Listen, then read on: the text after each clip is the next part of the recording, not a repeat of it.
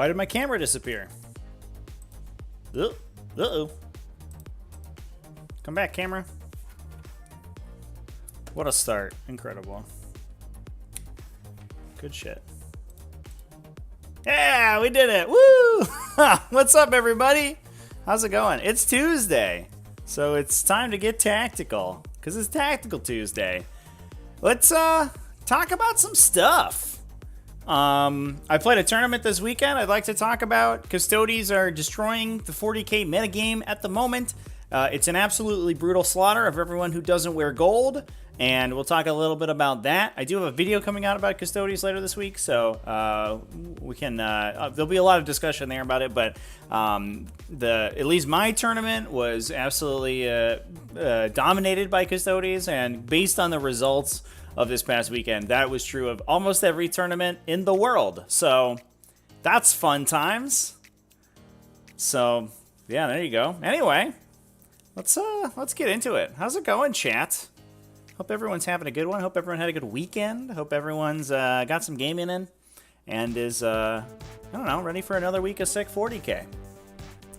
So yeah, this weekend I took a Crusher Stampede list to a local tournament. It was a little bit of a different one. I've been playing Hyrule Duels for a little while, but I've been tempted to make some changes to my list just based on the new factions that are currently coming out. And that was, this was sort of part of that play testing. So we'll go ahead and talk about the list first up. You can find a list. I put a link down in the description. Exclamation point list in chat should also get you a link to the list as well if you want to read through exactly what I've been playing. But as I'll talk about, I think at the end of the video, I'll probably make some changes to this one just based on the experiences from the last couple of games. But yeah, overall, it's pretty straightforward Crusher Stampede affair. High Fleet Leviathan Battalion, as is tradition. It's got 2 Hive Tyrants in it, which was the part that I was, I think, most questionable. I was most questioning on the way in, because I kind of wanted another Toughness 8 body at the to fight for the middle of the table, and the second Hive Tyrant was kind of filling the spot of that. So there's a version of the list, which is what I might switch into, that drops Hive Tyrant number 2 for a Neurothrope, and then frees up some points for another monster. But we had 1 Hive Tyrant with Rampaging Beast, so extra D3 attacks when it fights, and then 1 Hive Tyrant with the Adaptive Neurolobe. The Rampaging Beast also is a Biomorphic Carapace, and the other one with Adaptive Neurolobe. Now, I've been playing a list on Tabletop Simulator that has the Synaptic Hive Blades on the second Hive Tyrant to let him ignore invulnerable saves, and that was partially to fight Tau. This list was very much of a pivot into some anti-Tau technology, at least the previous version that I was playing. And I'm super disappointed with that guy. I think I saw some people have some success with him, but I am not a fan of Synaptic Hive Blades Hive Tyrant. The low AP value compared to the standard guy is a real problem. Not rerolling his own ones is a real problem, so he's very spiky in terms of his dice. And without the CP regen from Adaptive Neurolobe, Crusher Stampede kind of falls apart in the late game. Because you just don't have enough CP to do everything you want. You need to be objective securing your guys to stay live on primary. You need to be usually breaking through to keep up on damage, or Voracious Appetite, or all this stuff. And if you don't have CP regen, you can't do that. And the list, basically implodes. So you end up just having a bunch of big idiots with no dice fixing, and it gets super bad. Highly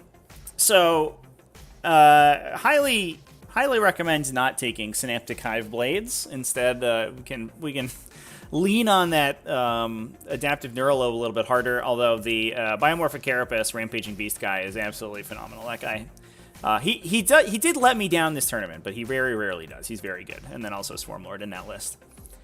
No Dima chat, unfortunately. The Demacarons, I think they're just too expensive. So basically, the previous version of this list had the Demacaron instead of Hive Tyrant number 2. And I think that the second Hive Tyrant was much better in this case. as you can kind of see in the picture that I have up right now, we did use kind of a US Open style of terrain, but with these Nova Ls that my local game store uses, which are big enough to hide a Demacaron on turn 1. But you're not guaranteed, if you're playing in person, unless you know for sure that those terrain features are going to be in a deployment zone, you're not guaranteed to have a piece of terrain that can hide a Demacaron, and the lower toughness value compared to the Hierodules makes it so much easier to kill. The Maleceptor aura also doesn't affect it quite as much because it no longer is affected by strength 9 attacks. They will wound the Dema on 3s whether or not you've encephalically diffused, and that's no good. And the Dema, I think, more often than not, just ends up getting taken out. Most anti-tank in the game is basically +1 to wound against it versus the Hierodules. And it's just no good. It's just not good, chat. For 280 points, I think a Demacaron is a big no-no. Don't like that guy. So we do have the 3 warrior units. We had one of 4 in there because they had some extra points with bioweapon bonds. Only 2 bioweapon bonds on the list. That was to hit the Barbed Hierodule and the Hive Guard generally. But you can also put it on the Hive Tyrants to shore up if they degrade, which actually means you basically don't care about degrading if you have additional bioweapon bonds to put out, which is kind of nice, actually. It means the Hive Tyrants can late game a little bit harder than they normally do. We have the Hive Guard and the Maleceptor, as well as Venom Thropes, which is not something that I normally take. So the Maleceptor and the Venom Thropes, I mean, the Maleceptor, I think, is basically solid gold in Crusher Stampede. I'm all in on that guy right now, especially with the Toughness 8 monsters. He just makes them so tanky on turn 1 if you go second, and it's very rare that you lose a Hierodule going second. The Venom Thropes are a little bit more awkward of a pick, and they were kind of a concession to Tau. So essentially what they do is they force your opponent, because -1 to hit is so brutal for Tau, they force your opponent to redirect all of their indirect fire onto the Venom Thropes immediately. And if they're in the Maleceptor aura, almost all of that indirect fire is -1 to wound them as well. So you're -1 to hit, -1 to wound, you have an invulnerable save, and you have access to a transhuman potentially if you need to as well, which you normally don't, not against Tau. If they kill 1 Venom Thrope, that's not great for you because the monsters are easier to hit. So generally they'll get 1 on the first round of shooting. So the monsters will be open and they can hit the monsters with their big guns, and that's kind of whatever. But for the remainder of the game, they super duper do not want to fire indirect fire into Hive Guard, especially if you're continuing to Maleceptor aura after the first turn, which depends on how many Hierodules are left, essentially. Because their smart missile systems are now -1 to hit and -1 to wound on both Hive Guard and Venom Thropes. And that's basically impossible for Tau to kill efficiently. So the Venom Thropes kind of have this like weird bodyguard rule for Hive Guard where they just soak all of the damage from Hive Guard into themselves and keep the Hive Guard going for a little bit longer.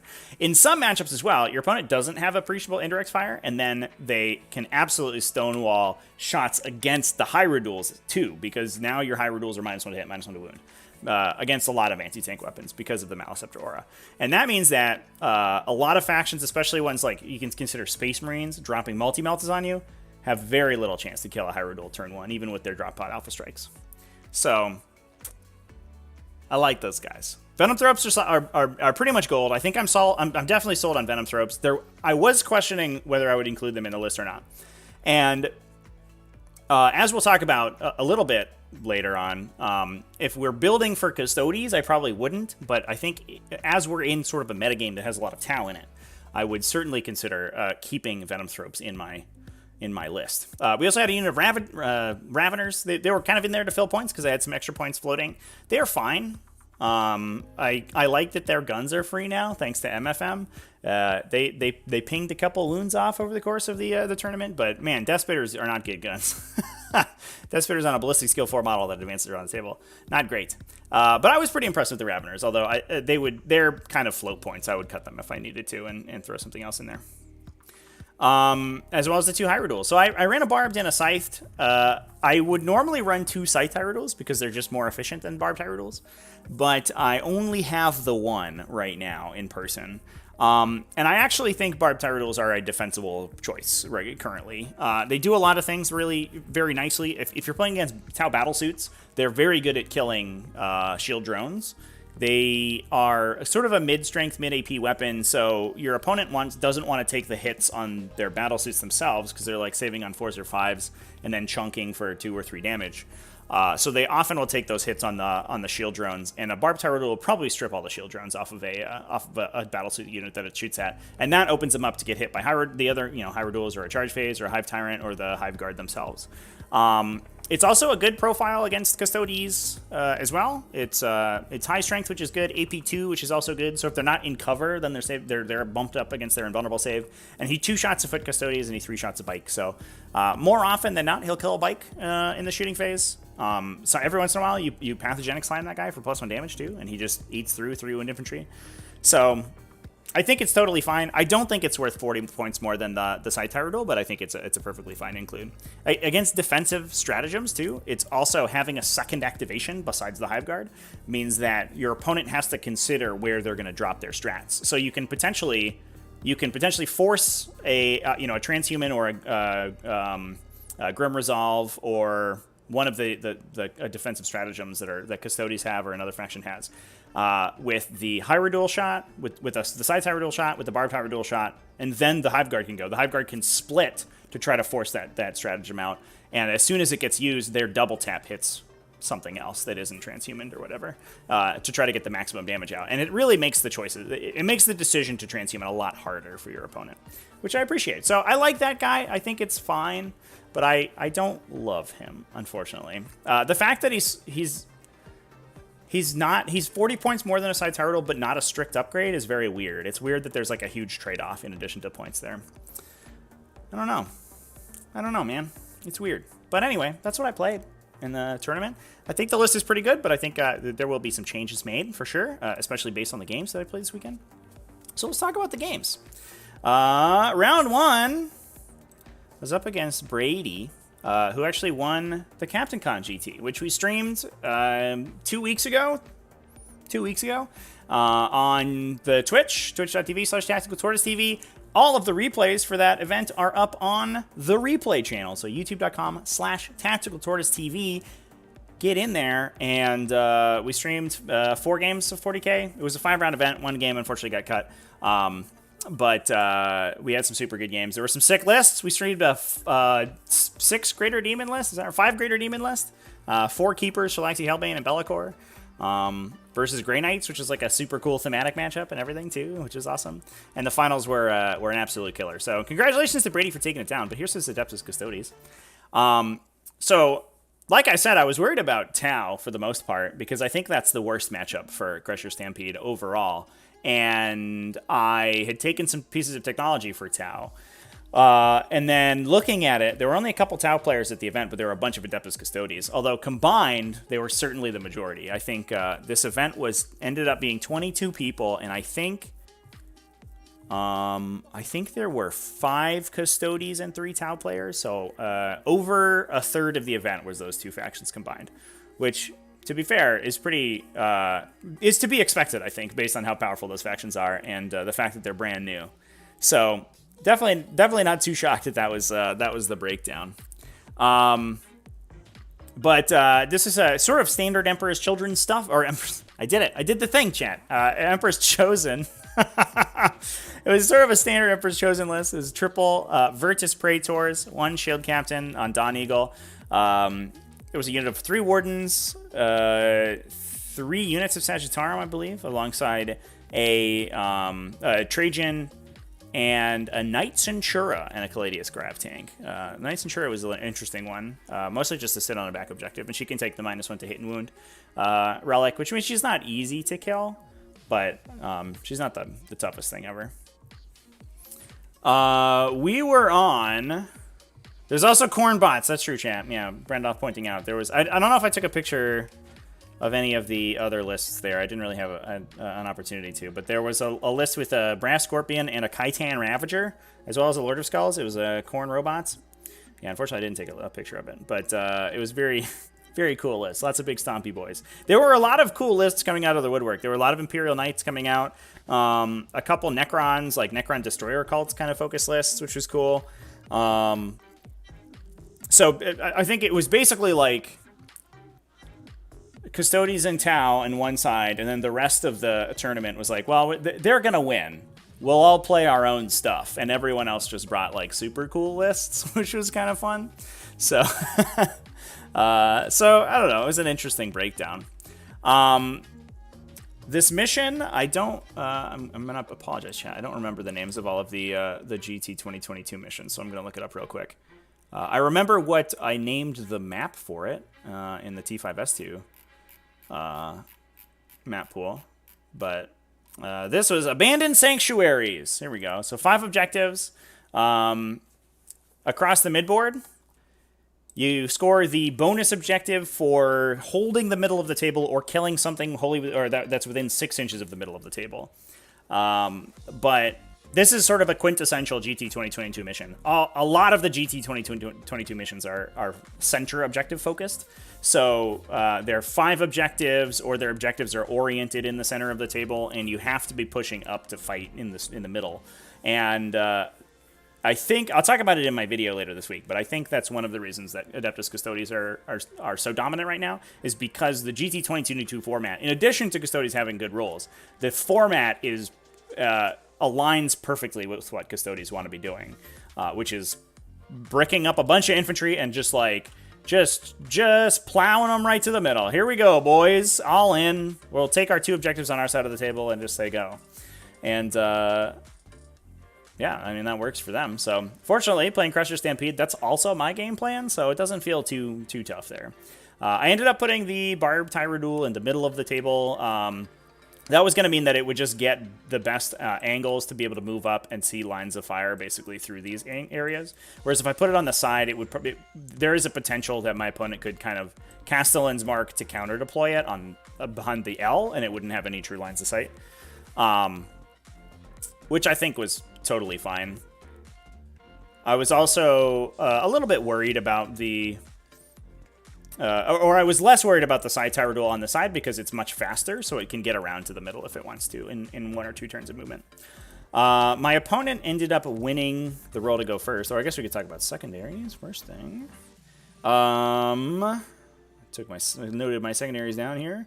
I took Stranglehold, Assassination, and Psychic Interrogation, which, generally speaking, are the objectives that I take in almost every game these days. The Tyranid specific secondary, very bad, unfortunately. Maybe don't take that one. Stranglehold is almost perfect for Crusher Stampede, outside of 6 objective missions, obviously, but because, again, a lot of the missions in 2022 are 5 objective missions, Crusher Stampede is almost perfect at that. You can just obsec a big monster, run it to the objective, and like, we did it, boys. We got the points. Good job. Assassination is probably the least defensible one out of the lot. I didn't have a lot of good picks against Adeptus Custodes, and that's another power of the army is, basically because they don't rely on particular unit types, and even the ones that they take a lot of, they don't have that many of. You're kind of struggling to take secondaries against them. So, I mean, even for no prisoners, the list only puts out, I think, 6 points, so 7, I guess, if you table them, which is unlikely. But he did have 3 characters, so it's a 10 on Assassination, so we ended up taking that one. And then Psychic Interrogation, I think, like I mentioned earlier, is one of the best secondaries in the new packet, and especially for Tyranids.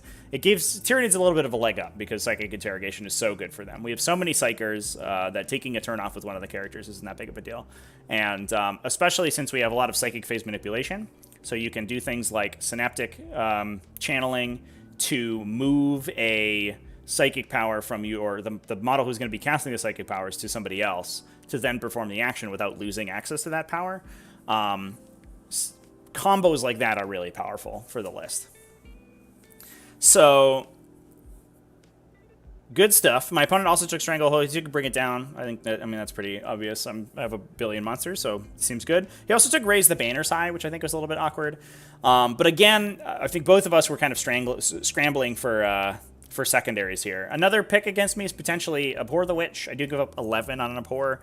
But Raise the Banner side was going to be the easiest one to drop. And basically, it's unlikely that I go through and get this banner early, and especially being able to use the Custodes to manipulate action performing, he could potentially get up to the side objectives and drop banners there, wherever I'm committing more heavily. So I'm more likely to commit heavily to these objectives, which means he can probably banner these two and score those out pretty reliably. So hopefully it's a 10er. Fortunately, it doesn't require you to do anything, so it's like, it's not that bad. But again, it's not going to be a high-scoring secondary, for sure. So moving on, my opponent did end up winning the role to go first, and basically repositioned with his Castellan's Mark all of the bikers onto this side of the table. So all 10 bikers ended up over here to try to push down this side. And basically, we both said that like we were going to create this alleyway on Objective 2, and that was going to be like the Death Valley of the game. He was going to shoot at me, and I was going to shoot back at him, and that was going to decide the game, that fight over Objective 2. So he did go first. I think we used Callistus to move up to the objectives. Oh no, I think it was turn 1 Rendax, actually. So the 6 is automatically wounded on all the monsters for the shooting attacks. This is the top of 2, but essentially bottom 1, or top of 1, my opponent moved the bikers up. He had 1 unit sort of in the middle, and then a lot of the bikers sit on this side, and they all fired into both of the Hyrule, and they ended up bracketing both of them, even through Encephalic Diffusion and the Venom Thropora, which... I ended up taking a lot of damage from Sagittarum, actually, which was pretty brutal. The Rendax ability with the Sagittarum units just firing 12 shots was pretty disgusting. I didn't really have an answer for that. And especially with the rerolls that they get, they can just try to fish for 6s to hit and push those shots through automatically. So I think the Scythe Tyranids ended up taking 6 damage from Sagittarum units, which was like, whoa, absolutely brutal. But the missiles... the missiles in the tank didn't do quite as well. It was unfortunately accelerator cannons on the Caladius, so it didn't have the D3 plus 3 damage weapons. It was just the 2 damage weapons, which means that Crusher Stampede mostly doesn't care about it. It still fires 14 shots, so just plinking monsters down for 1 damage apiece is still pretty decent, but it's going to take a while to kill a Hyrule like that, and it did a couple damage, but not much more. But the missiles did still end up bracketing, successfully bracket both Hyrules, which was unfortunate because that slowed me down pretty significantly. So yeah, I ended up dropping... My opponent had gotten up, I think, just with Trajan on his turn 1. I don't have a picture of it, unfortunately. We can see Trajan's basically deployed on the line in the middle. He's next to the Wardens in the corner, so they couldn't... nobody could shoot him, so he just advanced as far as he could up to touch Objective 1, and the Warden sat behind the wall to bodyguard him. Fortunately, I think where he had to advance to, he couldn't intervene onto the entire objective because he has that big 6-inch intervention aura. So what ended up happening was the Raveners, and you can see them right here, just got OBSEC and they advanced on the objective themselves. And so Trajan only counts as 2 models with objective secured. I had 3 models with objective secured, so I wrested control of the middle objective. The Raveners also helped sort of body block the way into the Scythe, or the Barbed Hyrule, excuse me, and the Hyrule and the Hive Guard let fly on the bikers in the top here. And I double tapped the Hive Guard this turn. They actually did an absolute number on the bikers between the 2 units, and I killed 3 of them, which was pretty good. Basically knocked out a third of my opponent's missile launchers, which is pretty solid. So he came back in, everything, just ran up to the middle. I believe that I had stuck this Hive Tyrant over here just to take that objective to secure Stranglehold. I think there was a Sagittarum still on this objective, so I held these 3 to get the Stranglehold. This guy was -1 to be wounded, and he was off to the side, so I was pretty sure that my opponent wouldn't be sending too many attacks over there. And he just basically chilled out and cast some interrogations. Oh, you can't really see him on the stream now that I'm looking at it. You can kind of see his wing there. There you go. Can we get over? No, not really. Whatever. There's his wing off the side of the table. So yeah, this is sort of the turn the battle was joined here. My opponent came in and I think basically cleaned out the Raveners with melee. The Hyrule here took a bunch of damage, and I think the Barb died. Yeah, so he got into the Barbed Hyrule with the bikers and with Trajan, and I think the Wardens made the pretty big charge there. That was like a 7 or an 8-inch charge to keep bodyguard on Trajan as well. Give this a little rotate so it's not as silly looking. So this was the turn after. I think this might have been 2 turns after, now that I'm thinking about it. No, this was the turn after. Yeah, so both Hierodules went down. The Hive Tyrant from the left-hand side made his way. This is the biomorphic Carapace guy, by the way, so he was -1 to be wounded. He made it over to fight the bikes, and Swarmlord committed in to fight the dudes on the top here. I did make a mistake, I believe, and one Warden was able to get in and touch the objective here. Swarmlord was hiding behind, and I only had 1 Tyranid Warrior on there because I'd made a mistake in my positioning earlier. I had my unit of 4 Tyranid Warriors hiding behind my unit of 3, and the way they had to move around, the guy on the end couldn't quite get to the objective. He was like an inch off, and I think I had it in my picture earlier. Yeah, he was like right there. So basically he had to move all the way around because I had something else here, and I missequenced my movement and didn't get them on the objective. So he was able to touch it with a Warden and knock out my primary objective control that turn, which was very unfortunate. But we were able to kill that guy with Swarmlord and get in and start mixing it up with some other people. The other Hive Tyrant and the Maleceptor charged in, and I think we'd cleared the bikers on this side, but the bike captain was still alive, and he took a bunch of damage from the Maleceptor. The Maleceptor actually ended up converting 2 hits through on him and hit him for like 9 damage or something. It was insane, but he saved a ridiculous number of superior creation rolls. So he just tanked it like a truck and was totally fine with it. Didn't really matter. But things were getting a little spicy at this point. My opponent, I was spending the CP to obsec the Maleceptor, so I was retaining control of this objective for now, so the Sagittarium weren't taking it back. But I did, I believe, lose this round out on Stranglehold. I did, yeah. So this was bottom 2, and I did not get Stranglehold this round because I wasn't able to kill enough stuff in the middle.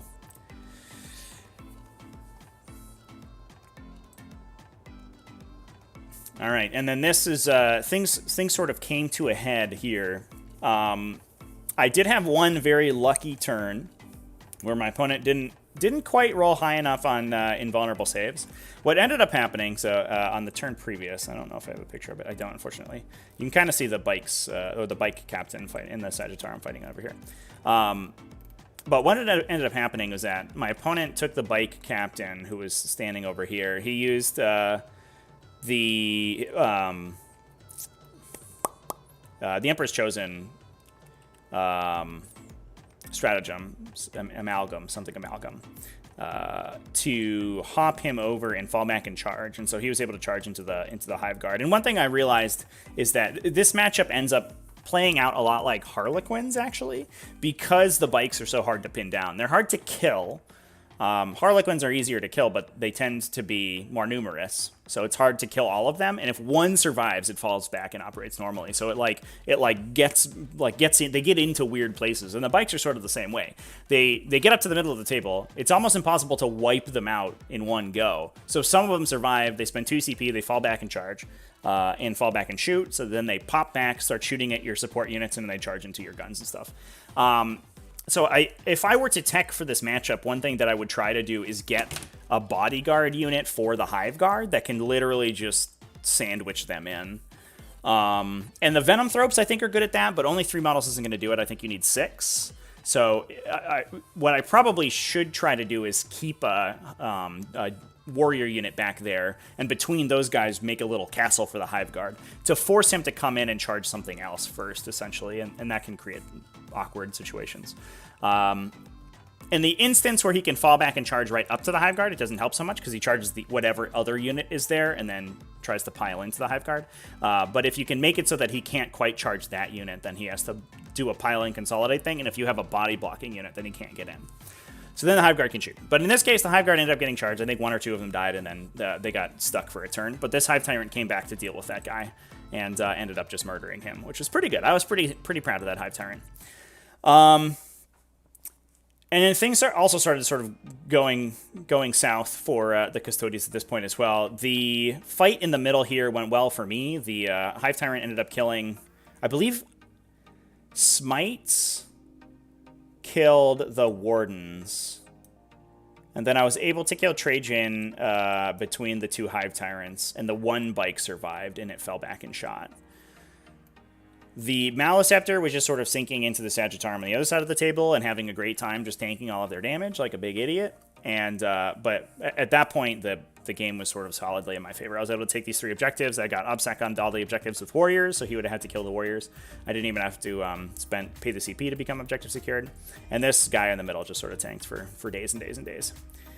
And that ended up sort of pushing my opponent out of primary objective scoring. He had his 2 objectives in the back there, but I was able to get up to max primary objective, block him out on a couple turns of Stranglehold, and then I actually kept the Knight Centura alive to psychic interrogate her until the final turn, and the Hive Tyrant went over and killed her. So I maxed my Assassinate, I maxed my second interrogation, and I just missed the 1 turn of Stranglehold. So that ended up, I think I lost 8 points because I lost 3 on the Stranglehold and 5 because I couldn't actually get all the assassination points. So I had a 92. My opponent was able to score 67. He did get a couple turns of double bannering because the Sagittarum over here had erected a little a flag over on this side. And this objective was basically flagged for the entire turn. But unfortunately, he only had 1 banner up rounds 2 and 3 because the Hive Tyrant had come over here to contest this objective, so he can drop a banner there as early as he wanted to. So he only ended up getting 6 points on banners, which ended up being pretty brutal. Anyway, that was game 1. So we were up against the Emperor's Chosen game 1, and I was feeling pretty good that we were able to get through it. Game 2, there's the Hive Tyrant chain, daisy chaining all the way back. Yeah, and then this was the sort of the end state of the game, I think. Oops, this one. Rotate you, buddy. I think Swarmlord did go down to the tank eventually, actually. Yeah, he did, and I had the Hive Tyrant left chasing him, or the 2 Hive Tyrants chasing, basically. But these Warriors did the Lord's work, the Hive Mind's work, chaining on all the objectives and standing there for a while. The awkward part about using the Warriors to protect the Hive Guard in the Custodes matchup, as much as you want to do it in Custodes, is you also need the objective secured because all of their stuff is objective secured, all their infantry anyway. So you really need to be getting objective secured up in the front as well, so you can keep up on primary. So it's a little rough, to be honest. But I don't think I had another option. I maybe could have kept the Raveners back, but I think I needed the Raveners to take the middle objective because I don't think that the Barbed Hierodule can quite get there if we obsec it. No, because it was bracketed. Yeah, that was the issue. So it started on the midline, and it could only move 6 inches, so it could only move up to, like, here. It would have to have advanced to get up there, and then it's not shooting the bikes that were in this corner. That was the problem.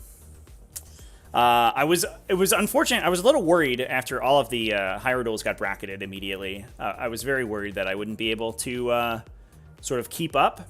And also, the other thing that worried me is I failed my first 14 CP regen rolls in a row. It was ludicrous. So I was kind of burnt on CP because I think for the first 3 rounds of the game, I hadn't regened a CP, which was pretty wild. That's the first time that's happened to me. I know a lot of people are like, oh, I don't take CP regen because it can fail sometimes. I'm like, well, the chances that it fails like every time is pretty low. Usually you'll get 2 CP back, so it's at least a net of +1. And I think I did end up getting 2 CP back by the end of the game, but for the first 3 turns I didn't, and I was like, oh no, like there's so many things I could be doing with this extra CP if I had it. But I was just rolling CP after CP and not getting any back. But turns out Trajan Road spends a lot of CP, so I got a lot of chances to roll for it. Whew, it was tough. Oh man. Anyway, we got the Custodes out of the way, chat. It was feeling pretty good. Next up was Imperial Knights.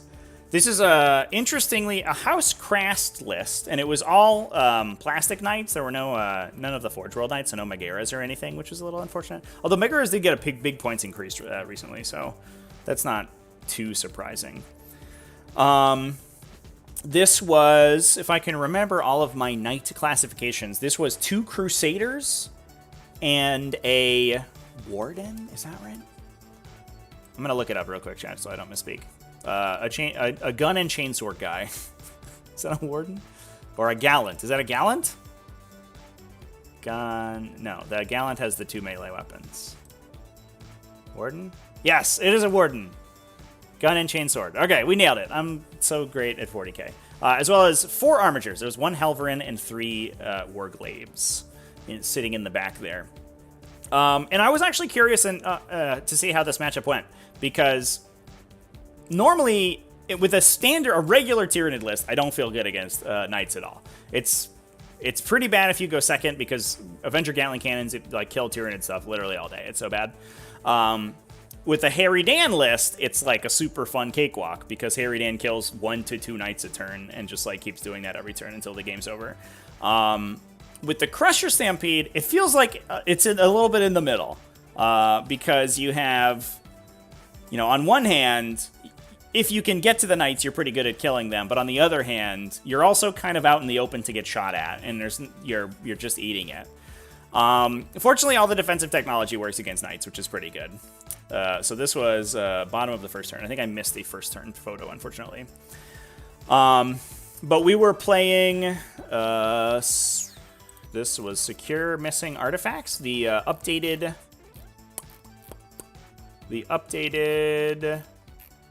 priority targets. Yeah, Secure Missing Artifacts. So the objectives had moved, and we get points for holding the priority objective in our deployment zone, which ended up being these 2 objectives right here. So they ended up underneath terrain, basically, when they moved. But one of them was right here. You can kind of see the edge there. And the other one was behind this building, so you can see it over there. Basically, the 2 that were easiest to get picked. I believe I took Bring It Down, plus Stranglehold, plus Psychic Interrogation in this matchup. Because all of the big Knights are characters, because they had Relics and Warlord traits. And I could interrogate all of them, and they all had to be or at least one of them had to be front and center every turn. So in order to keep live on objectives. So I felt like I would have a Psychic Interrogation target every turn. And then Bring It Down is kind of a hedge. You can max Titan Hunter if you kill all the Knights. But if you end up not killing the Knights, you get hit pretty hard. So Bring It Down is kind of the hedge against that, because it's highly likely you're going to kill all the armatures. And the armatures are worth 2 points a turn. So even if you kill all 4 armatures and 1 Knight, that's still 11 points. And if you kill 2 Knights and all 4 armatures, it's 14. So it's just easier than Titan Hunter, generally speaking. So yeah, that was good. My opponent took the Knight-specific secondary, the new one, where he had to prevent me from getting to his deployment zone and got points for moving up the table. And he also took Stranglehold, I believe. See if I have my secondaries noted down here. Yes, and he took... he took Bring It Down and Abhor the Witch. Were the 3 that he had. So again, 11 on Abhor the Witch is fine, but it's not perfect, and then Bring It Down is going to be... highly likely you max it against me if the game's at all close. I ended up going second in this game. Oh, no, excuse me. I went first in this game. And I was very cognizant, because the Knight Warden had... It kind of felt like I went second, because I played very conservatively. But the Knight Warden had Land Strider, so he advanced and charged at plus 2 inches, and then obviously you can full tilt him to advance and charge with him. So he could squeak through the middle here, potentially 20 inches, and then charge at plus 2. So I deployed with the Raveners along the line here, basically to body block a charge. The Knights can move over infantry models like the Raveners, but they can't end on top of them. So you can make it so that any charge into you is going to get stuck behind your guys. And then I had the Hyrule way back here. So it would have been a super tough charge onto the Hyrule if he ended up getting the first turn and getting all of the advanced rolls and stuff he needed. Actually, I might have just spaced out, so it was impossible. It didn't end up mattering, because I went first, and he did have. It's important to note he did have Armor of Sainted Ion and Iron Bulwark, on the 2 Crusaders. So one of them had a 4+ invulnerable save, the other one had a 2+ armor save. So it was he could go to 4+ saves against the AP2 weapons on all 3 Knights, because he can Ion Shields one of them, and then the other ones just have it innately. So all of my weapons were going to be hitting at AP2, basically, or hitting at a 4+ save in range anyway. I ended up winning the roll to go first, so the placement on the Ravagers didn't really matter. I ended up just running the Ravagers to the middle to get Stranglehold, and I kept, as you can see here, I kept the Raveners at the edge where they would stop the Knights, the Warden's furthest most position, basically, so that if he advanced, his base would end up like here, so he would have to bump back to where he is basically right now. So he wouldn't be able to charge the Hyrule on turn 1. I also kept the Hyrule within all the auras, so you can see the Venom Thropes and the Maleceptor here. The Venom Thrope is a little bit in line of sight, but because my opponent doesn't have a lot of target selection, he would have to waste a night killing a Venom Thrope anyway, so it probably would even out with the -1. But he ended up sending a lot of his attacks into the warriors up here, especially with the Iron Storm rockets on the tops, and then just trying to ping into the Hyrudules. Unfortunately, between the Maleceptor and the Venom Thropes, he didn't really do too much damage. I think both of the Hyrule, or I think the Barbed Hyrule took like 4 or 5 from a thermal cannon conversion, and the side Hyrule took not very many at all, like 2 or 3, I think, in total. And a lot of that was just from the Armiger shots going into him as well. So it turns out T8 with -1 strength against a lot of strength 8 and 9, ostensibly ranged weapons is pretty good. So playing the first lesson, I guess, is that we are hard to kill for a lot of knight profiles. So that's good. A-okay, feeling good so far. I had done a little bit of damage in my shooting phase. I think I'd done 6 to the Warden, and I'd plinked one of the Crusaders for like 5 or something. I think I had fired the Hyrule into it, and then the Hive Guard just they were mostly out of range because I had to deploy so far back, so they weren't in line of sight, and so only 3 of them shot, I think, or 3 or 4 of them maybe. And I plinked one knight for 6 and one knight for like 5 or something, and then they started healing because they were Questor Mechanicus. Things went kind of downhill though the following turn. My opponent did get way up with the Armigers. He made some big charges onto the Raveners. I think he made a little bit of a mistake here. He was setting up to body block off the Warden from any Hyrudules getting into him, which I was like definitely expecting. I was like, that's going to be the correct play. We're going to have to peel away Armigers before the charge phase, and that gets really hairy. You can maybe do it with breaking through and doing some chicanery, but that's mostly what I was worried about. But then he found that he could touch my home objective, which hit with his guy, and I didn't have any obsec there, so he ended up piling consolidating in with this guy, and then this dude just ended up leaving, basically. he just piling consolidated towards the Hyrule to get to threaten to get around the side of the table here. So that left the Warden wide open. I was pretty surprised by that, to be honest, because I just objective secured the Maleceptor to keep this objective going. And then, unfortunately for my opponent, some dice happened, basically. The Hyrule, or the Hive Guard, I should say. I think the, yeah, he had Ion Bulwark on the Crusader that was here, and the Hive Guard shot at him. He had already taken 4 or 5, so he was at like 19. The Hive Guard shot him for, it was a full activation, I think, and they hit him for like 10. And I was like, wow. That was pretty good.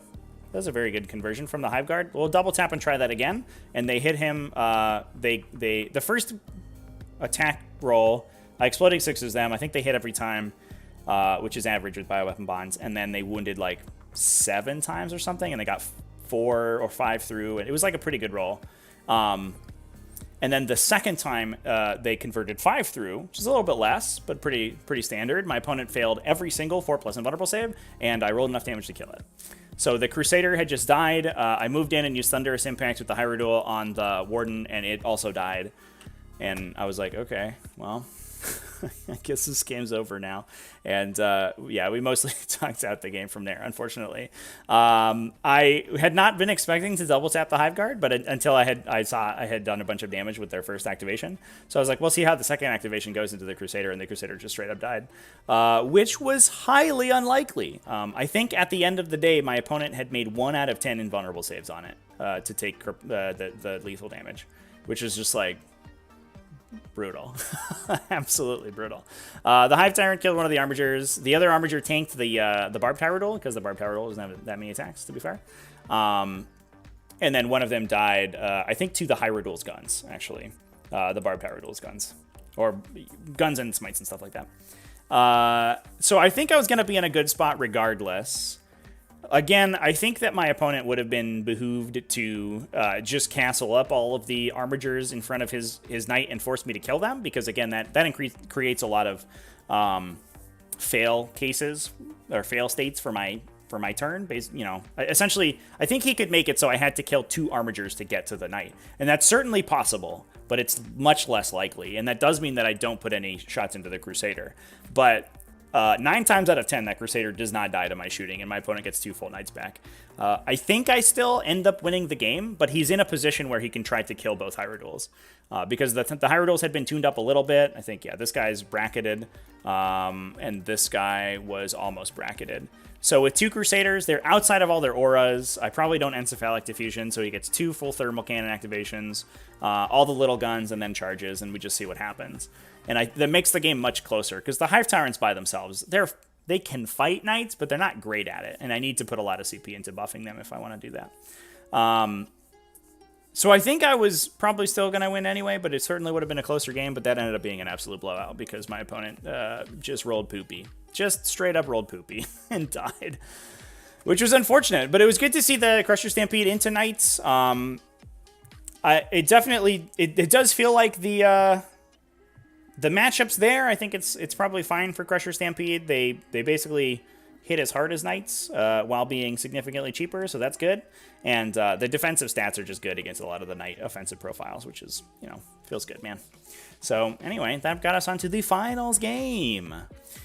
This time, this is against Alex, who I actually played on stream here the week before last. He played Necrons, but he normally plays Necrons, but he likes to move around other factions that are doing relatively well.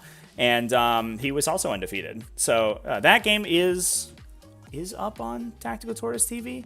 I'd actually have to check. It might still be on the it might still be on Twitch. Okay, it is on Twitch. I think it might be scheduled to go up on Tactical Tortoise TV sometime this week.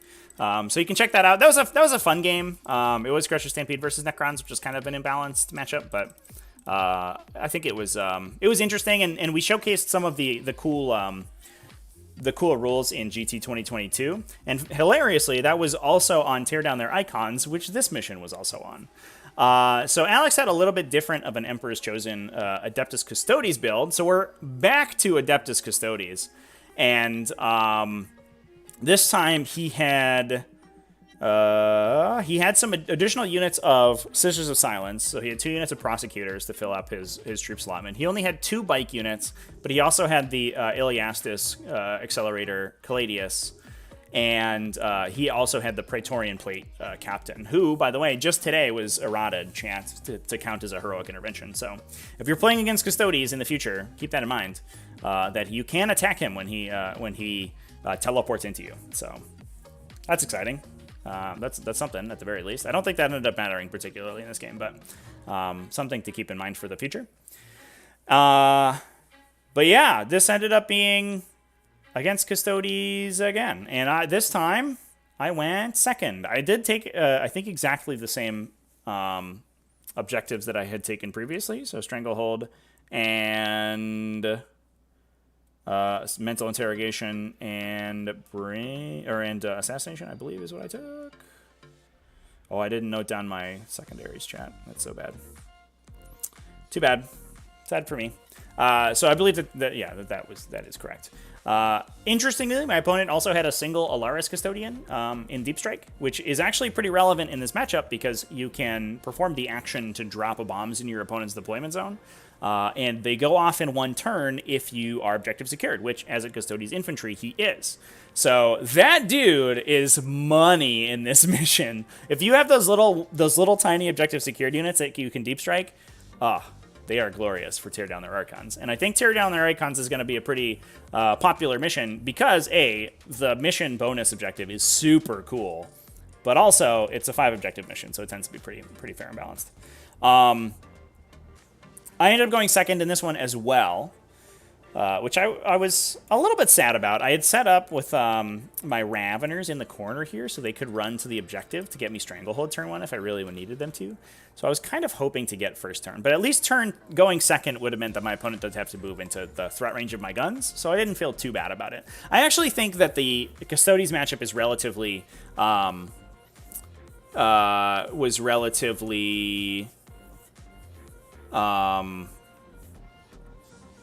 what's the word? It's sort of first player agnostic. where the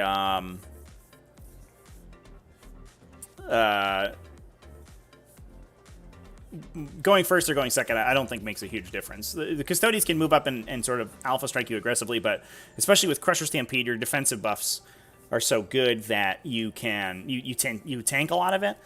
And going second, they oftentimes will castle and mark their guys out of range for you to hit them immediately. So your alpha strike isn't that great. You just get sort of the benefit of superior positioning when you fight on turn 2. So I actually don't hate going second in this matchup, whereas, a lot of other matchups, it just sucks to go second. But my opponent had a bunch of, he had his units of bikes as well as Trajan and his wardens in the back over here. He had a bunch of Sagittarum and the Praetorian Plate Captain on the bottom right-hand corner, and then he had 1 unit of prosecutors on each objective. They have them down there, and they're sort of in the corner right here. I wasn't entirely sure where to deploy all of my stuff. I ended up putting 2 units of warriors by objective 7, or the objective in the ruin, which says 7 on it. And I was sort of expecting the bikes to peel around this side and start to fight into there, which is why I put a Hive Tyrant and a bunch of warriors over there in order to hold down that objective. I don't know if that's entirely the correct plan, but it's what I ended up doing, so who knows. I also kept the Biomorphic Carapace guy down here. I don't know if you can see him on the stream. Okay, yeah, he's in the corner. With the intention of, at some point in the game, getting him up to this objective. My opponent also took Banners this game, which I was a little bit worried about because it gave him... He took Stranglehold and Banners, and I think Bring It Down, yeah. And that gave him the ability to play more defensively, because he can put the 2 banners in his deployment zone and he can just stand on them and get 1 billion points. I mean, get 10 points. And there's not much I can do about it, unless I get over there and remove the banners to remove points earlier. So, moving on to the game. My opponent ended up moving forward very aggressively. So he had, I think I missed a photo on round 1, actually. No, this is bottom round 1. So, he moved up a unit of bikes into the middle here alongside his captain, and his captain jumped over to grab Stranglehold in the center. And then he pumped out some Sagittarum over here as well to take some pot shots at the Hierodules. I don't think he turn 1 Rendaxed. I think he was Callistus turn 1 to move faster, which is how he got the bikes up so far. But essentially, I felt like I had to kill the bike captain that was in the middle, because obviously, like we talked about in the previous game, they're so squirrely because they can fall back and operate normally that if you don't get rid of those guys, it's absolutely brutal. So I souped up the Scythe Hierodule, and he ended up moving in. I think we're out of range of getting tangle-footed, so I didn't need to double move him or anything. But he ended up moving in and charging that bike captain, and I think he totally whiffed, if I remember correctly. I don't think he was bioweapon bonded. I think that was the one buff he didn't have, because I bioweapon bonded the guns. But he did absolutely nothing through transhuman, if I remember. What we did do, however, is we killed the bike squad. Between the Barbed Hierodule and the Hive Guard, we wiped out 3 bikes. So I was feeling pretty good about that. I would have been feeling better if the shield captain had died. I would have been feeling great, actually. But unfortunately, he just ate all the damage and was totally fine with it. But whatever. Hashtag just Custodes things. Yeah, there he is. I don't know who this guy is. I think that's a warden. I think this might have been partially through my opponent's movement phase, so he was just moving his wardens when that happened. I don't think the wardens were actually out there. So what ended up happening was that, yeah, so here's the wardens moving out, and there's Trajan as well. We actually proxy-based this out using one of the bikes that was dead. So I had placed the Raveners to block the bike's movement path and to block any easy moves through the middle here, and especially into engage the Barbed Hierodule. What that ended up meaning was that my opponent, my opponent basically had to perform this fallback here, in order to not to get placed within an inch of the Raveners. The goal then was to make this charge here onto the Maleceptor. He did have he had a Warlord trait to reroll charges. So it wasn't a totally, raw dogs charge, but it was a 10-inch charge with a reroll, potentially. What that would let him do, see if I have a photo here. No, not really. What that would have let him do is get to in back over here. So basically, he would have moved here. He made a 10-inch charge here onto the Maleceptor that was there. That would have let him orbit with a pile-in consolidate and touch this Hive Guard right here to stop the Hive Guard from shooting. This is a little bit of a deployment mistake on my part. I had placed something. I think I placed the Venom Thropes first, and then and spaced them out with that 2-inch spacing, and then realized that I think if the Hive Guard deployed back here, there was some pretty easy line of sight where the bikes could just hop over and shoot them. So I ended up squeaking the Hive Guard in up against the ruin, but obviously they don't want to touch the ruin because then you can have line of sight drawn through.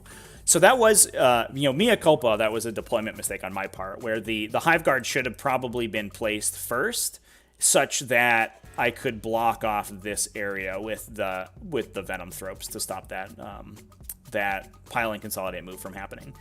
I also had a unit of Tyranid Warriors in the back, and maybe this is another mistake, placing too many Tyranid Warriors up at the front here, because I didn't have them to body block there. But I also had a unit of Tyranid Warriors in the back, which are a little bit off camera. Yeah, you can't really see them. To screen out the Alaris Custodian from coming in my back line. But obviously I didn't need them turn 1, so I could potentially put them down, move them down there turn 2, and use them to body block on the top one. I don't know. I guess that wouldn't have mattered at the time the Custodian bike came in. But that was unfortunate. So he was able to make this charge. He just hit the 10 easy, first go, NBD. Didn't even need the reroll, and got the pile-in consolidate to touch the Venom Thrope. He actually, I think, took some damage from the Venom Thropes, though, which is hilarious, because they reroll all their wound rolls.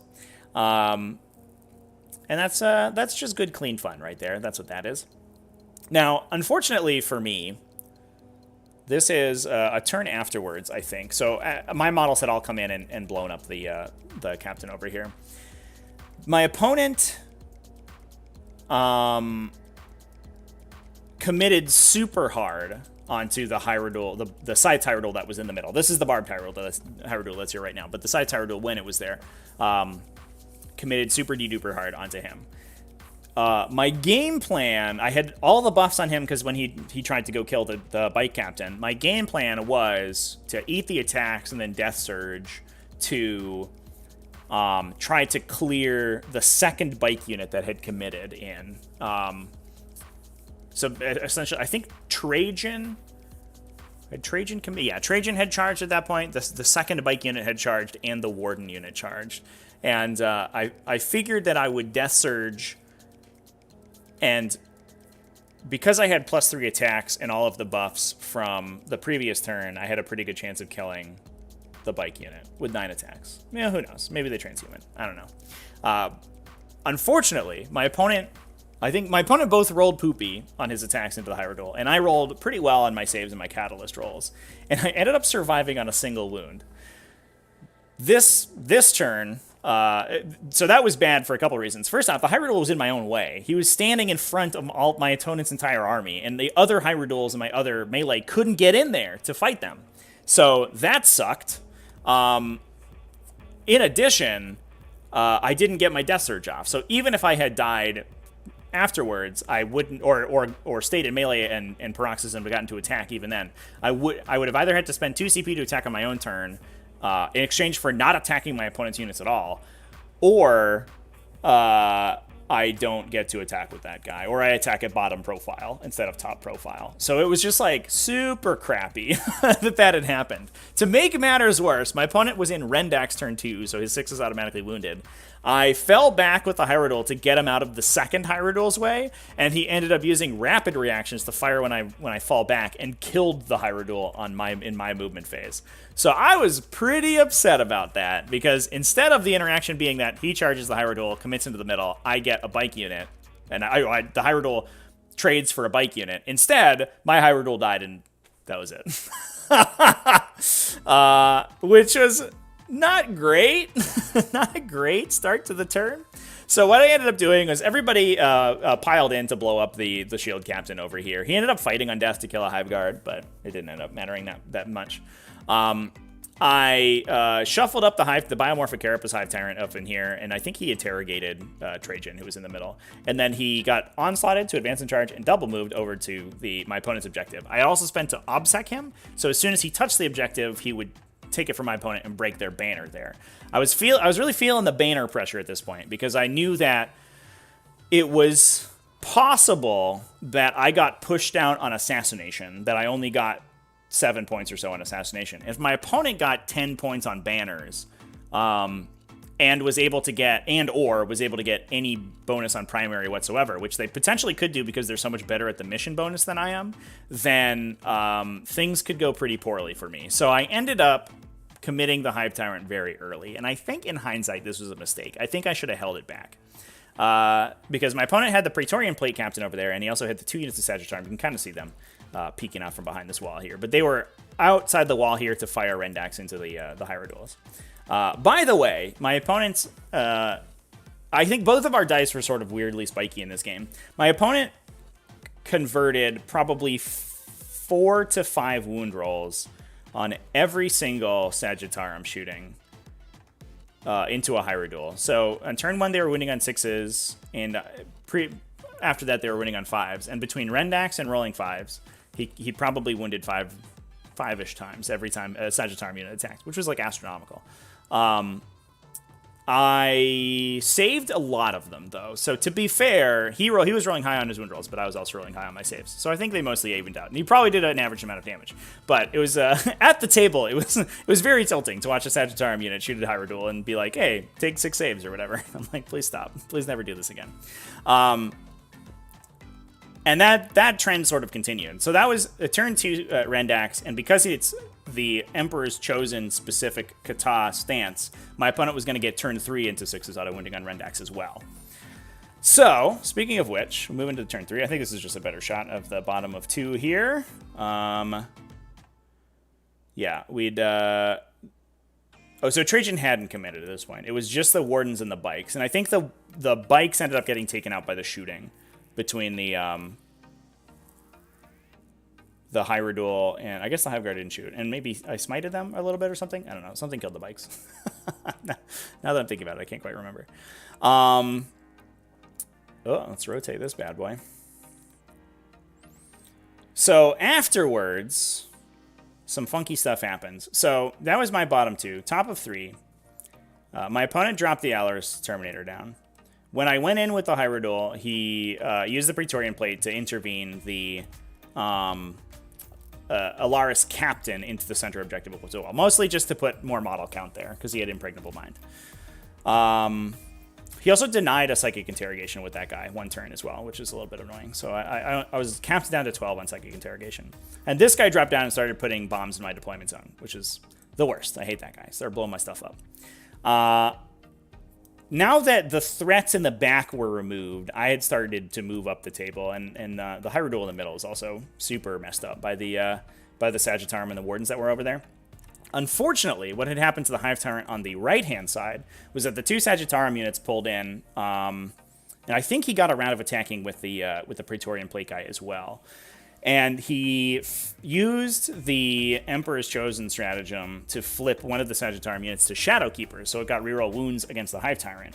The Hive Tyrant was -1 to wound, so all of their attacks were wounding on 6s, but between Rendax and full rerolls to wound, and I think when he went into melee, he Slayer of Nightmares for +1 to wound, the 2 units of Sagittarium were actually able to kill the Hive Tyrant from full, which was not great.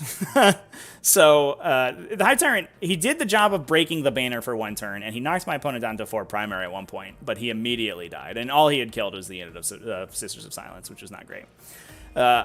I was feeling pretty pressured at this point, and I knew that Rendax was going to expire the next turn, so I ended up shuffling the second Hive Tyrant over, because one of the Sagittarium units had pulled out into the middle, and I knew my opponent had Trajan coming in. The Wardens were mostly dead at this point. I think there's 1 left, and he's underneath the wing here.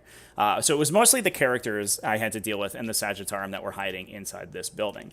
So I knew that if I could get in and start cleaning Sagittarium out, I could probably close things out with like the Swarm Lord and the Maleceptor in the center. against the 2 characters and some ancillary shooting and stuff. Unfortunately, my Hive Tyrant went in. He failed his aggressive surge for the additional attacks. Did get catalysted, which was good. And then he, I think, converted all of his attacks into the Sagittarium, and they made every single invulnerable save. So he just literally committed and did nothing. And then they swung back and did a bunch of damage to that guy. They just hit him for a truckload. They hit him for like 3 or 4 wounds, which was pretty unfortunate. The Bard Tyranid ended up getting taken out. Yeah, so there's the last couple Wardens attacking my dude fighting in there, and the Praetorian Plate guy having intervened in at the end of my turn.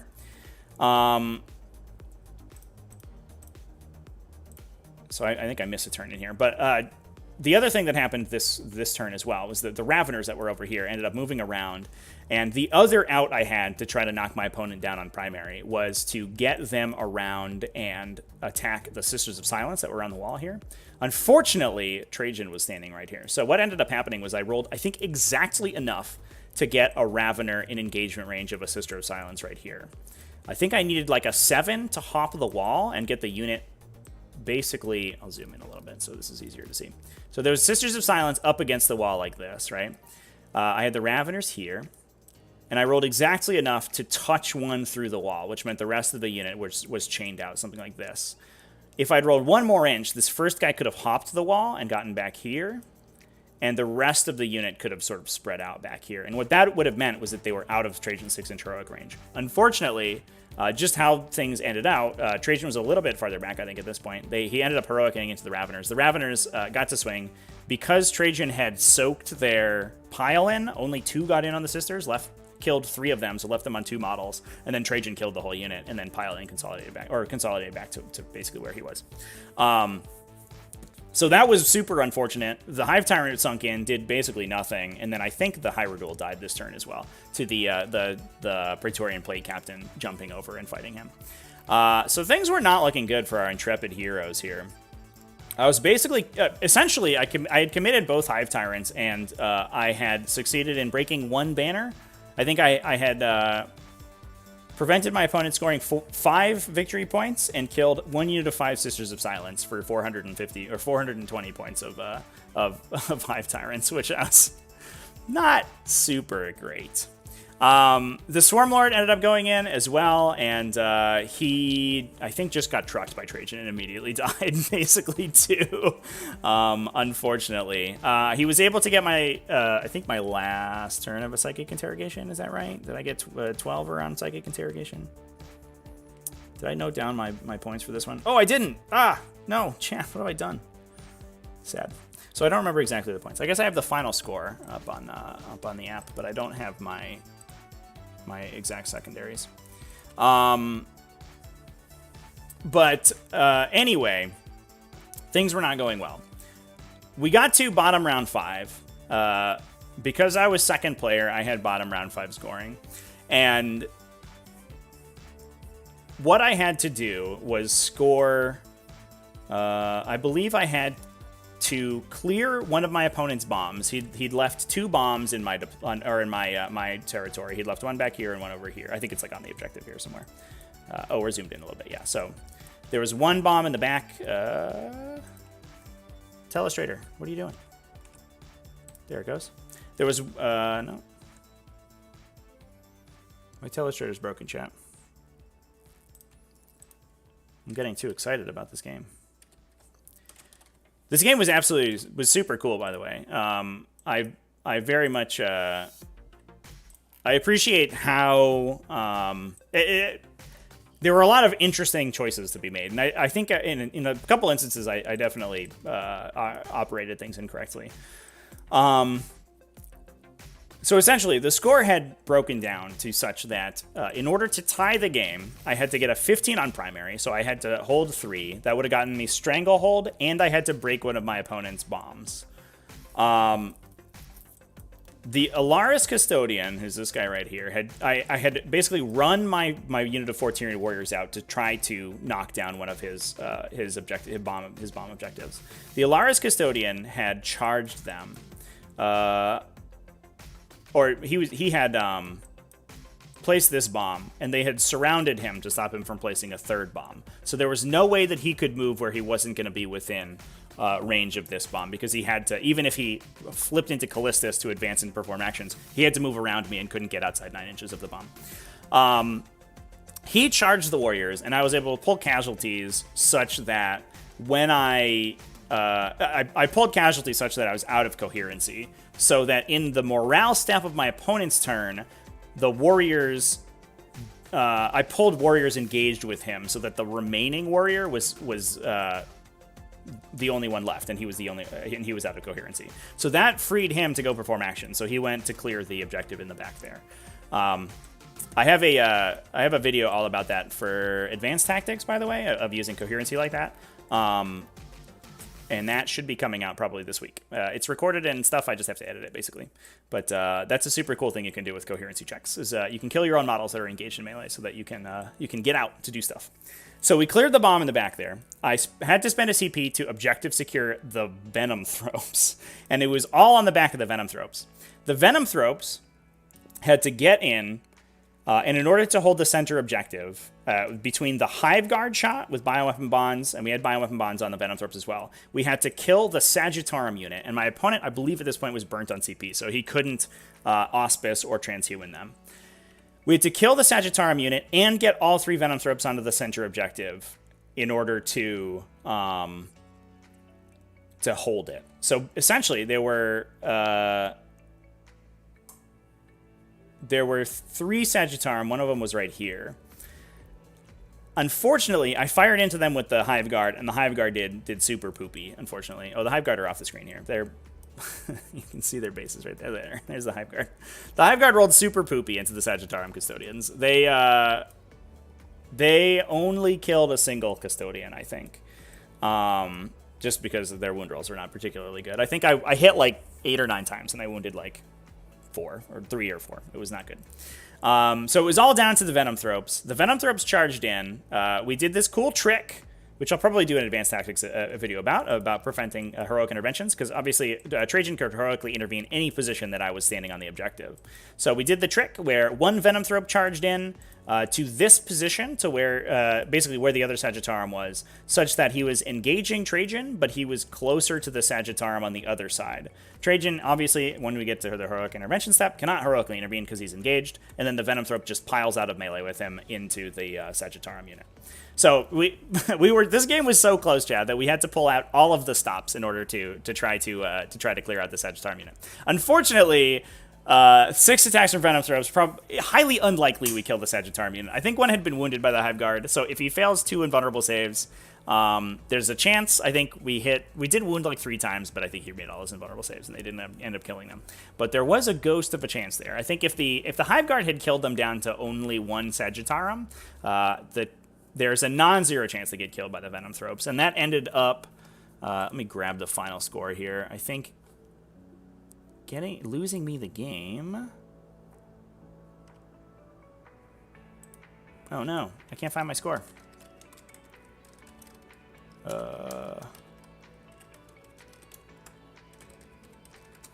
It's probably on my phone.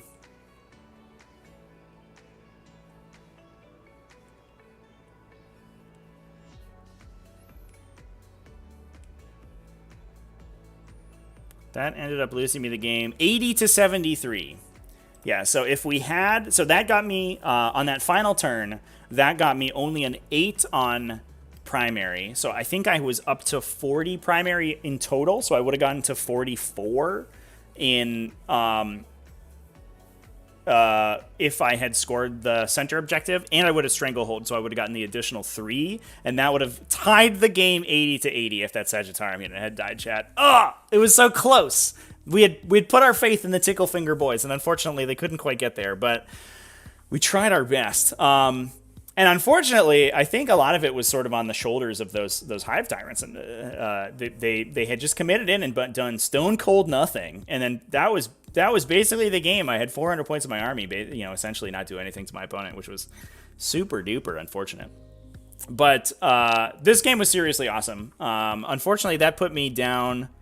I placed I placed 5th, which is fine, I guess.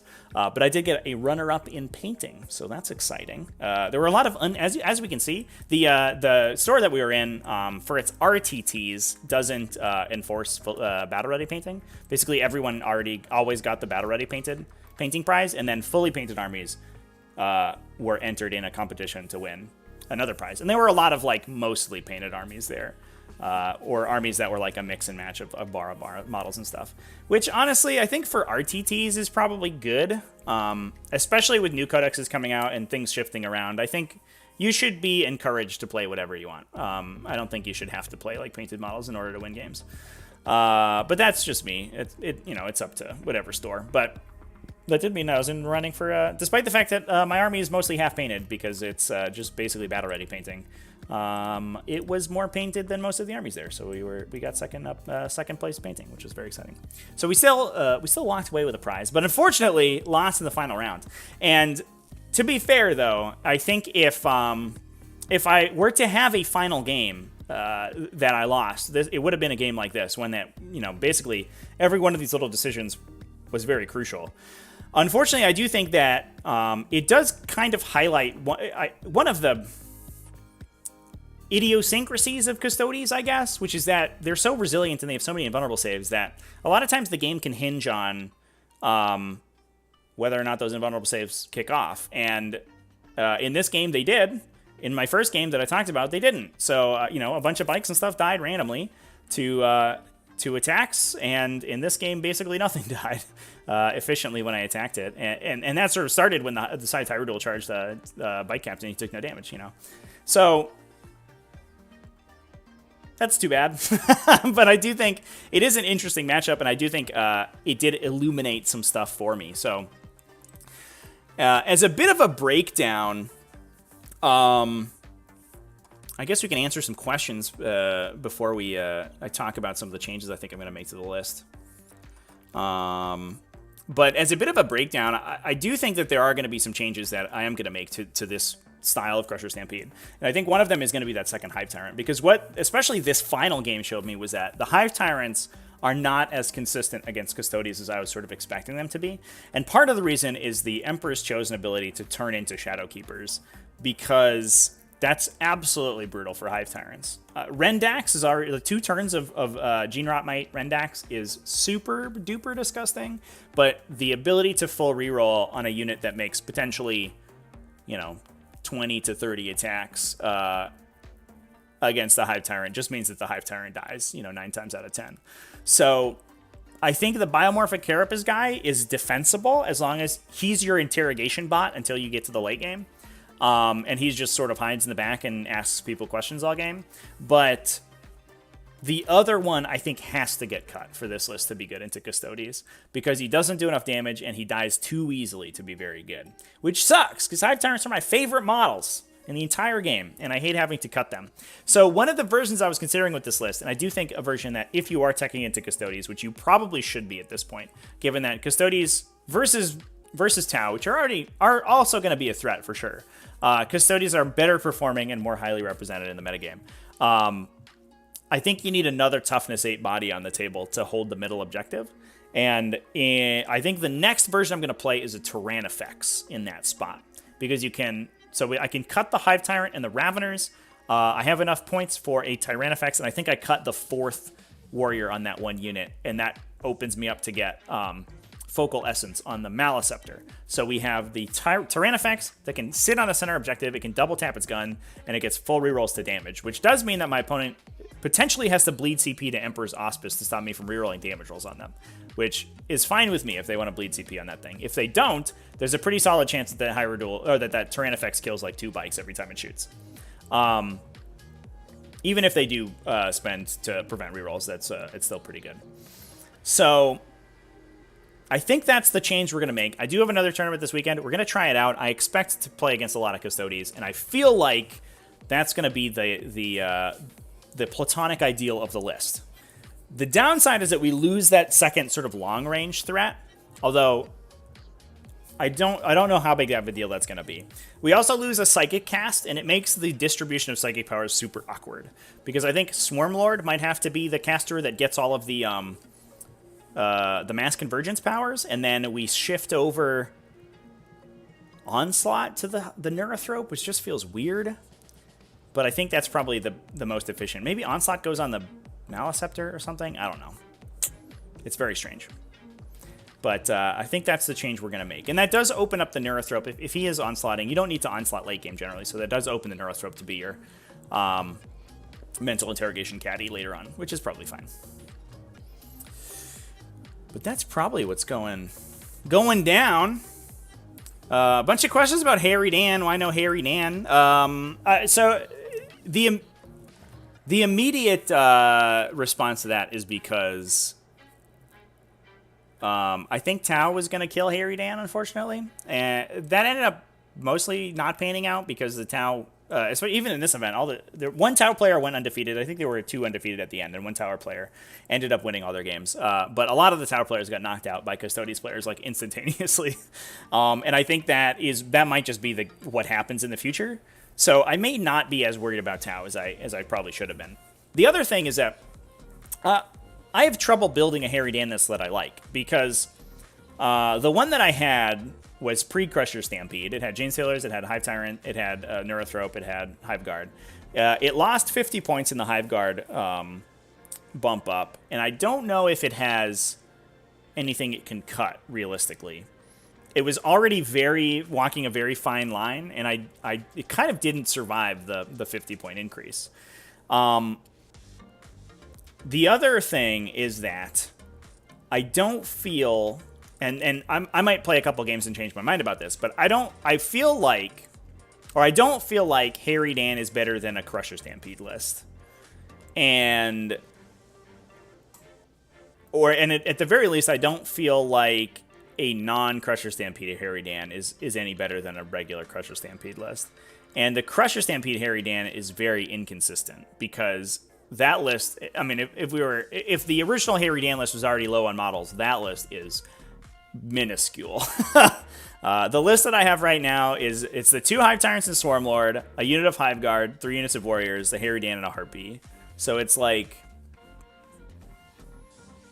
what is that? 14. It's like 20 models, and one of them doesn't hold objectives. So it's like pretty tough stuff. I'll certainly play it at some point, but right now we're just trying to suss out regular Crusher Stampede. And I think we're getting to a point where I'm very happy with the list. This version I think is totally fine, but I do think having the third TA body in the middle would be good. So that's why I know Harry Dan in the list. David Nadler. Why did I choose a Barb Tyranids, the second side Tyranids? So the big one is that I don't own a second side Tyranids in person.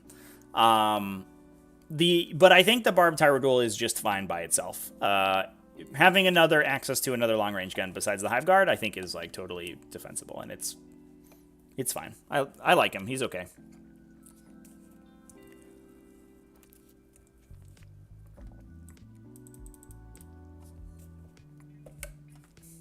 So anyway, yeah, it was a super good game. Ooh. So that was my tournament this weekend, chat.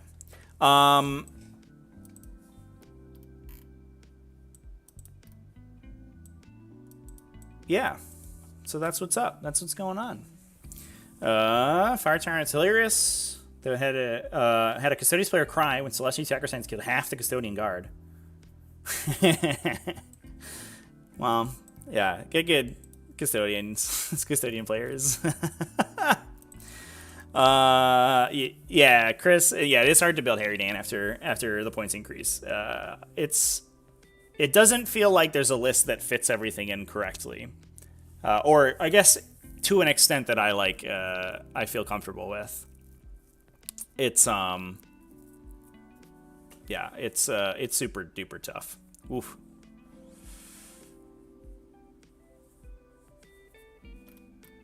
So, I don't know. I am kind of feeling Crusher Stampede right now. I was pretty optimistic about the Custodes matchup going in, but I've certainly I played this game. I played a game yesterday for anybody who watched it on Twitch. That was kind of a travesty. That have sort of I guess, disabused me of that notion. And I think one of the reasons that Adeptus Custodes end up being so good is that they almost matchup agnostic. They have a chance to win regardless of the game state.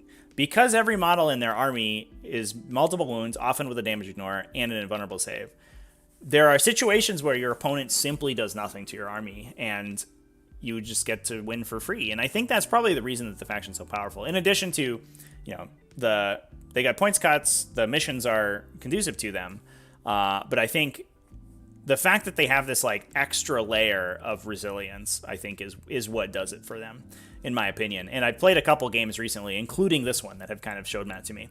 I think that if I were to pick out, I don't think I played this game perfectly by any stretch of the imagination. I think if I were to pick out an instance where I made a mistake, I think it was committing this Hive Tyrant too early. I think I should have left him for a turn, because if my opponent's not in Rendax, I'm not sure he kills him in one swing. And then I get to go and I probably get to kill a Sagittarium unit in addition. And if my opponent has one less Sagittarium unit to push to the center in the late game, I think the game could swing on its head. But there were also some situations where like things out of my control sort of, super duper swung the game. And one of them was the Shield Captain on turn 1 just tanking the fully buffed Tyranids and not taking any damage, which is sort of insanity. And then the other one was the second Hive Tyrant going in, this one right here, and doing nothing and then dying. And unfortunately, I have to be committing in to attack the Custodes player, and there is a non-zero chance the Custodes player is able to fade all of the damage that they do. And that's, that's just sort of how the matchup goes, and unfortunately that's just sort of the design of the army, but it feels less bad against non-Emperor's Chosen armies, for sure, because the way to get around the inconsistency of invulnerable saves would be for mortal wounds, and they basically just have an invulnerable save against mortal wounds. So the Shadow Keepers armies and the Solar Watch armies and all that stuff, it certainly feels less inconsistent like that. But the Emperor's Chosen has a pretty good chance of just blanking you a lot of times, which is unfortunate.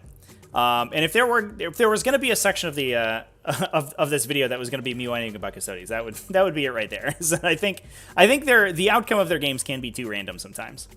But I do think I made some mistakes in this game. I think I certainly, at least prior to this tournament, and these two games certainly showed me, I certainly underestimated the effect of Rendax, especially in Emperor's Chosen armies, because I think it definitely turns Adeptus Custodes from being relatively pillow-fisted, especially with their high-volume ranged attacks, like their spear shots and their Sagittarium shots, and it makes them way better at dealing damage against heavily armored stuff. And I know my Alex, my last red opponent in this game, said he played against a Chaos Knights list earlier in the tournament, and the double turns of Rendax absolutely ripped through them, because you're firing at the minimum 36 Sagittarium shots that are automatically wounding on 6s, which means you probably get 7 or 8 auto wounds a turn out of those guys once their rerolls are taken into account,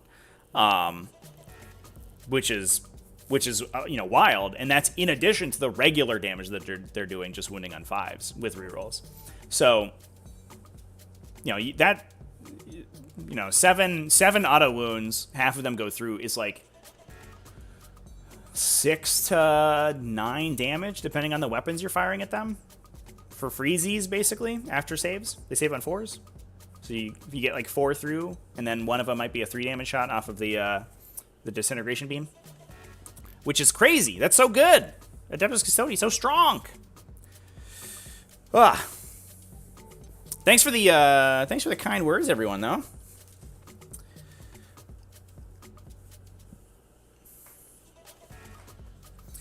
Fire Tyrant, I played the tournament. How do I feel? Do I feel the meta is a lot different than what I thought it would be? I think I wouldn't say a lot different, because I think if you didn't expect Adeptus Custodes were going to be a big part of it, I think you are deluding yourself, because people, regardless of the fact that Adeptus Custodes are good, right? Even if Adeptus Custodes were aggressively mid-range, right? They were right in the middle of the meta, and their codex was totally fine. People freaking love Adeptus Custodes, man. And people will come out of the woodwork to play a new Adeptus Custodes codex. So I would expect to see a ton of Adeptus Custodes players, even if the Codex wasn't that good. So, I think, yeah, that doesn't surprise me very much. The thing that surprises me is Tau being underrepresented so hard. Some of that, at least talking to the Tau players at the tournament, some of that I think might have been the U.S. Open terrain layouts, because there's a lot of line of sight blocking, and there's a lot of true line of sight blocking that can make things tough for Tau. And Adeptus Custodes themselves are very resilient against the Tau indirect fire. So the lists that can circumvent the line of sight blockers, the Adeptus Custodes are very good into, because they have very good saves, they have anti-rerolls. Like, even if you're playing Farsight Enclaves with 20 fragmentation projectors and you're like, drop zone clear for full rerolls, here we go, boys, you probably don't do anything to a Custodes. You kill like a Sagittarium unit, or like a one Sagittarium guard, you're like, okay, cool beans. But I do think that there also is a component of Tau players kind of knee-jerking to lists that maybe aren't particularly optimized. And, maybe it's just that the Custodes list, besides pivoting to Virtus Praetors from, like, Telemon Dreadnoughts, the Custodes lists on the whole haven't really changed. Like, Calladii are still there, Sagittarium are still there, Virtus Praetors already saw fringe play sometimes, the Bike Captains were still there. So it's not like a Custodes player has to rethink how they play their faction in order to play. Whereas the Tau Codex is a dramatic change from how they played previously.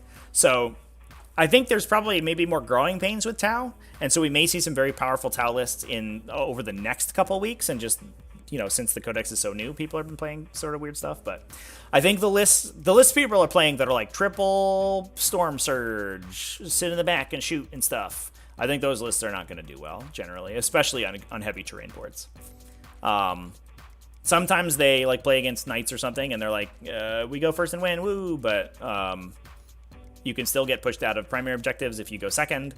And I think in a lot of matchups, especially ones that your opponent doesn't just like can present their whole army to you, the Storm Surge lists are just going to straight up lose. They're too skewy, I think. I think the Storm Surge is still a very good model for its points, but I don't think the triple list is where you go. I wonder if there's a Borkon list with a single Storm Surge in there. I think there is. I think one Pulse Blast Cannon to ignore invulnerable saves every turn might be, and if we're looking for an answer to Adeptus Custodes, that might be it. Although, to be fair, it is AP. It is crappy AP, so it's not that good. Not so sure. I don't know. We'll find out.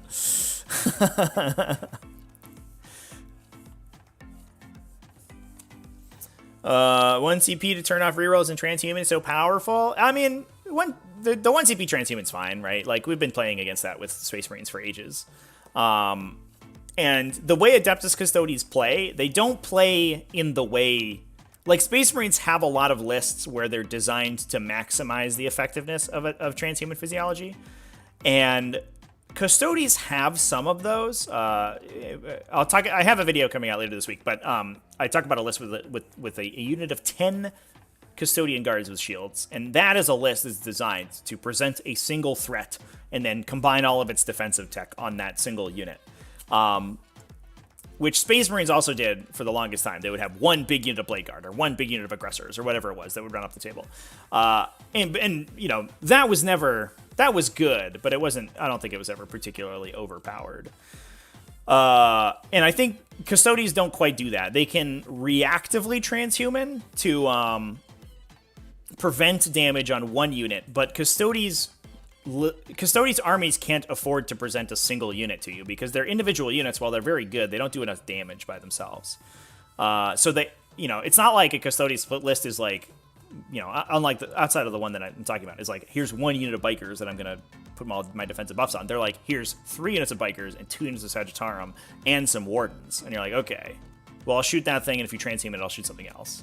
And that's generally the play pattern I've seen. I've never seen a Custodes list that hides the majority of its army. They're just not fast enough to do that generally. But it is powerful, and I think the Emperor's Auspice I might be biased by this because I have a list that I play an army that relies a lot on rerolls, but I think Emperor's Auspice on the whole is more powerful because that one you can use more aggressively because so many reroll abilities are command phase targeted now. So you're like, this unit rerolls hit rolls. When it attacks, it's going to get auspiced. And there's a lot of stratagems right now that reroll, that are used when you are selected to shoot and then reroll your wound rolls or hit rolls or whatever. And those can be auspiced reactively, which is very powerful. I do kind of wish that Emperor's Auspice was like, the timing was different. I wish you could tell if a unit was going to be auspiced when you used your offensive stratagems. Because stuff like a Drukhari player being like, Torturer's Craft for 2, target you, and they'll be like, auspice. And you're like, fuck. Now I'm down like 2.5 CP on that trade because the Custodes CP is more efficient than yours. Which feels bad. Or I guess like 1.5 CP. Matthew Timus got a game with a Kraken army against Necrons at Warhammer World in April. How do you beat Necrons and the Silent King? So Silent King, you have to kind of mitigate with shooting. He is a tough cookie because you have to because of his fight last effect. But having Paroxysm in your list is a big deal. Because you can, when the turn you're going to go in to fight him, you can Paroxysm him, and then he makes you fight last. Because you charged, the fight last and the charge cancel out, so you fight normally, but he's still fighting last, so it doesn't matter.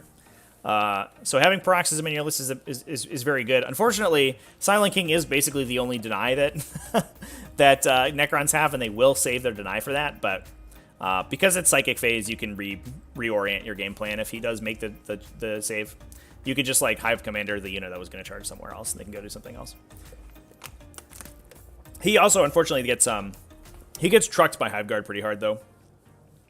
He probably loses a Mania return to a Hive Guard, or he loses a Mania per shot to a Hive Guard unit, so he should lose 2 Mania in 1 turn. If you have Harry Dan 2 taps him too. So he's good, but he's not at the end of the world. You can also smite him and get through the invulnerable saves too. Smites are generally good against Necrons because they don't have any they don't resurrect against mortal wounds, and they have a lot of invulnerable saves that smites get through. So if you have mortal wound spam, if you're in Crusher Stampede, you get a bunch of Psychers or whatever, and you just start dumping mortal wounds into their units, it goes very poorly for them very quickly.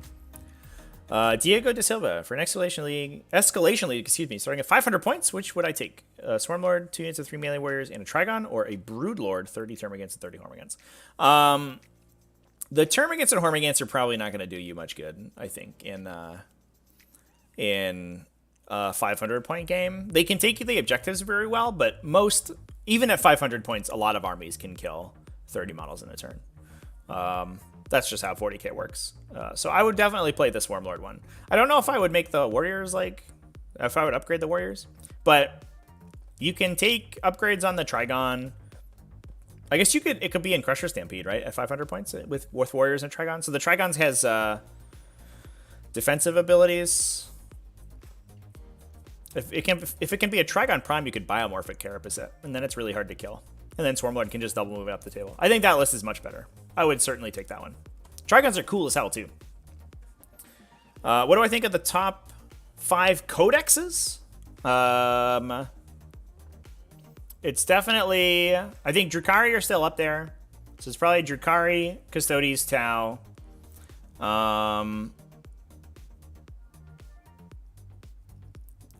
I guess I would say Tyranids, but it's kind of a weird answer because the Tyranid Codex is not good. The Tyranid Codex is bad. The Tyranid supplements are outrageous. So if the question is what factions are the best, I would say Tyranids. If the question is what codexes are the best, I would not say Tyranids. After Drukhari... That's a good question. I would have said Grey Knights earlier, but I think Grey Knights lost a lot in their recent changes. Grey Knights might still be up there. But I think Thousand Suns are a contender right now. They have good matchups into Tau, I think. And they're probably fine into Custodes. They have a lot of AP2 and AP3 shooting, which Custodes hate. And they have a lot of mortal wounds, which they don't love. So I think that's probably pretty good. Let me just look at what's getting registered right now.